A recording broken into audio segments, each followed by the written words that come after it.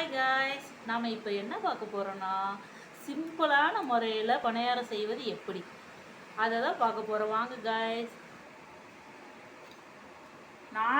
நான்கு பேருக்கு தேவையான அளவு மாவு எடுத்துக்கணும். அப்புறம் சிறிதளவு வெங்காயம், சிறிதளவு கருவேப்பிலை, சிறிதளவு வரமிளகாய்.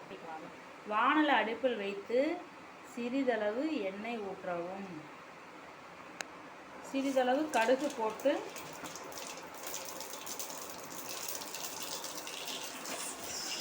சிறிதளவு உளுந்து போட வேண்டும்.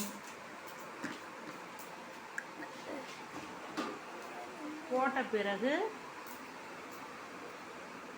கருவேப்பிலை வரமிளகாயை போட்டு ஒரு வணக்கி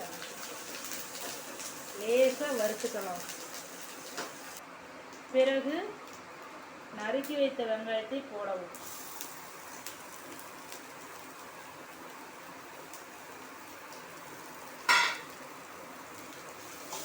நன்கு வதக்கவும். இது இறக்கிய பிறகு மாவில் கொட்டி கிளறலாம்.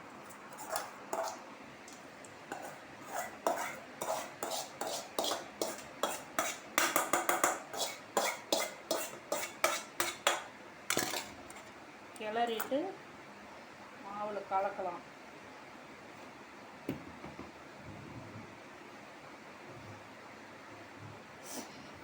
மாவில் கலக்கிய பிறகு அடுப்பில் பணியாரக்கல்லை வைத்து எண்ணெய் கொஞ்சம் ஊற்றிக்கிறேன்.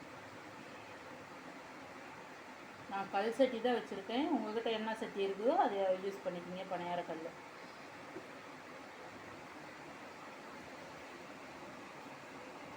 நல்லா கலக்கிக்கணும். உப்பு போட்டு ஏற்கனவே மாவில்.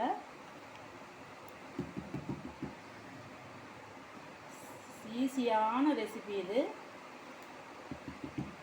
சமையலே தெரியாதவங்க கூட சமைக்கலாம். மாவு இருந்தால் போதும். வெங்காயம், மிளகாய், கருவேப்பிலை தழை, நமக்கு தேவைன்னா கொத்தமல்லி தழை போட்டுக்கலாம். இப்போ இதை ஊற்றுறேன். கல் காஞ்சிருச்சு. எண்ணெய் ஊற்றிருக்கிறேன். கல் காஞ்சிருச்சு.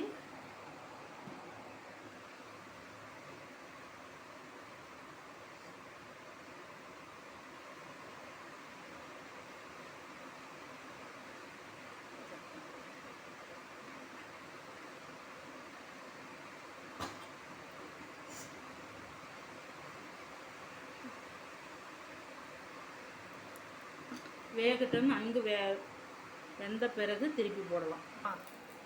இது இப்போ பணியாரம் நல்லா வெந்துக்குச்சு. திலப்பலாம். அடுப்பு கொஞ்சம் குறைச்சே வச்சுக்கோங்க. ஃபஸ்ட்டு டைமுங்கிறதுனால இப்போ தான் வரும்.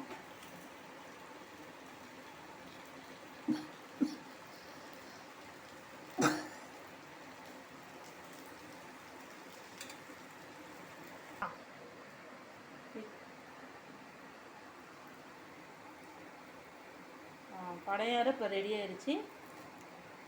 ஈஸியான சுவையான பணியாரம் உங்களுக்கு இப்போ ரெடி.